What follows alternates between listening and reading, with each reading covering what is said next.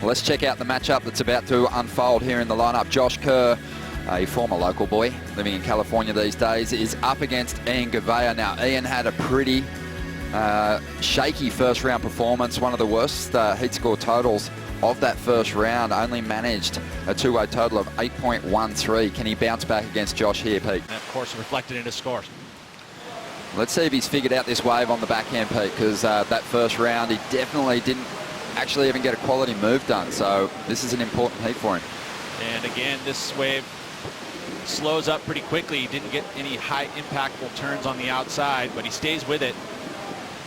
And to see if this inside connection, it is, I mean, even with these great conditions, it is still hard to read if this wave is going to be good all the way through. Although this one did stand up for him, and he attacks the lip 3 times on that inside section. You know, the score will be affected because he didn't get those high impact moves on the outside, but he made up for it through the midsection here, a little Marley. So it's going to be an okay wave to start. As far as being a local over Ian Gouveia, I also think just his forehand is really going to work in his favour. Here he goes, taking off on what is a nice looking wall. Huge float to get started. Gets a bit of spring off the roof there, but unfortunately for Josh, that wave reels off without him. And Ian Gouveia, he has a massive opportunity here to get further ahead of Josh, but gets tripped over on the whitewater there. There's a little ripple through the lineup now. That was from the boat that just left. So every boat that moves or every ski that moves would put some wake through the wave, and we don't want that because as surfers, you know, any bit of wake makes it harder to ride over versus we want those super clean faces like this wave that Blue's got. I'll be back later. See you. Thank you, Rich. And yeah, great call from the head judge there to just put the ski assist on hold because it is super glassy out there at the moment. Any wake that is created, it doesn't go anywhere. It just keeps rolling through. It rolls right through the lineup. Well, it'd be nice if you had that like stronger wind, and what that do is it just abate it. It would send it away. You wouldn't have that issue, but with these glassy conditions, it definitely affecting the wave. In a situation where if a really good wave were to come underneath, you know, so you have to make that decision, you know, if you want to fight that current. Take a look at the replay here from Gouveia. There's that first section, and he was able to get right into the lip, carves it back here. You know, this is a bigger set wave, and if he can find that inside connection, this is going to be a great way for him to kind of extend his lead, but he needs some vertical face. He needs to attack the lip. He needs that flow that he was lacking yesterday. And this wave just a little bit too far off the bank into that deeper water, so it didn't get into that shallow portion of the sandbank, and he can tell where it didn't stand up for him. And just, you know, a lot of weaving, and it's going to be a mid-range score, as I recall. But looking at it, you know, you can get a good wave and perform on it. It's going to give you the ability here. Here goes Josh Kerr, deals with the backwash pretty well, tucks into the barrel, doesn't get too covered up though, and now he's caught behind. This heat just isn't panning out for Kersey, and he's going to eject, get off this wave. Right now he's got to find a solid wave and really execute and put some pressure on Josh Kerr. Well, let's see if he can turn the heat up on this ride. Bit of foam on the face. This wave's going to flatten out a little bit, and Ian's going to opt for priority. Like Gouveia, when he was, you know, on tour, there was a lot of contrasting styles. There weren't really any styles that emulated each other. Here we go, Kersey up now, looking for his best ride, trying to get himself going in this early heat. And Gouveia brought this really quiet kind of style. Gouveia, it was an amazing, it is an amazing style. Well, here we go, nice looking set wave here for Fabio's son, Ian.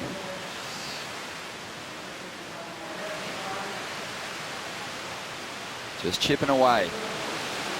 This is all about flowing through to the inside to get some high impact turns going. Fades back nicely. Still nothing major though. This is a better section, and he hits it accordingly. Plenty of punch in that move. Still hunting for more though. The good news for Ian is he's building. Trying to link them all together. That one major turn that he had there was epic. You know, it was a nice steep, it was the steepest section of the entire wave, and he did that that turn and executed it to a T. See, he's loading up the flow between, no hopping in between now, you know, and there's these slow sections. It's hard to look stylish as you're waiting for it, but he does that. He stays there, and then this nice steep section, perfectly timed, attacked it. That was great stuff from Ian. You know, you would have loved to have been able to have another section like that afterwards, so it's just kind of that one major turn. And you see the sparkles, just the stars all over the screens, this great little water angle here on the inside. And here's the section. You see it steepens up, and right there he hits it super hard. And that's that critical section. That's that degree of difficulty. All of those things that you want to see as you watch again, straight up, 1130. Could have got maybe more vertical if you really wanted to critique it.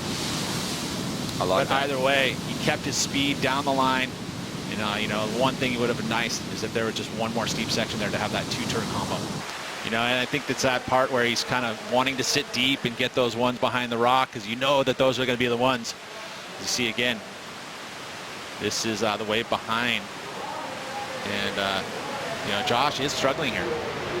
Yeah, you know, I've been doing a lot of paddling last swell over here, so I'm pretty warmed up, and luckily I didn't catch a wave before they said that, and I don't know what Jack did on his first wave, if he was going towards the jet skis or what, but it was kind of weird that it was like, you know, 5 minutes into the heat when they told us, but yeah, it was fine. It's kind of east swell, so you just paddle outside and it kind of gives you the reverse rip, so it's not too bad. Looking forward to the round 3 matchups potentially this afternoon. Your thoughts on that? Yeah, it should be fun. The waves are perfect, you know. You couldn't ask for any better snapper, and yeah, hopefully it's just a no-brainer which ones are those good ones, and I can get a couple of them. Because he's always falling going for big moves.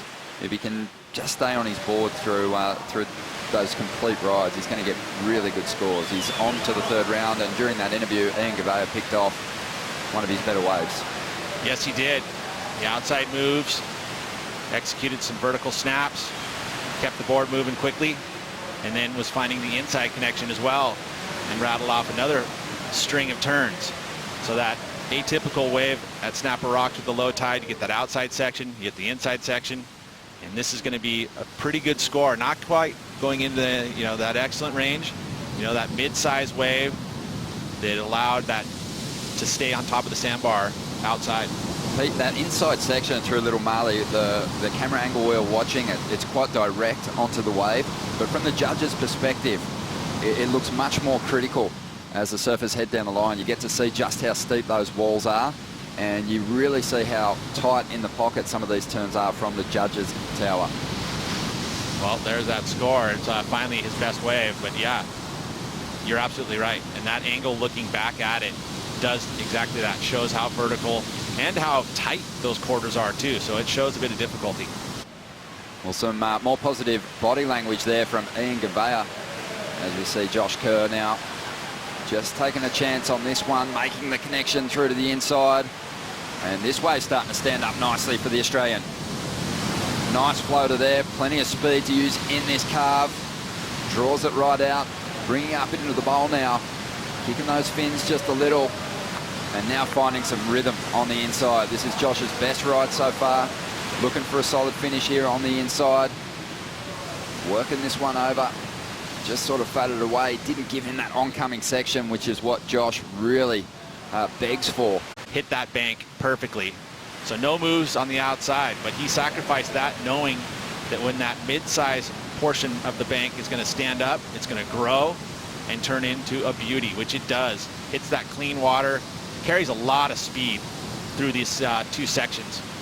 That big arc, again, not going into, say, the excellent range probably, but he's going to put himself right in this heat. You know, only 11.07, or sorry, 11.57 total for Ian Gouveia. So it's not a huge order for Josh to come back in this one.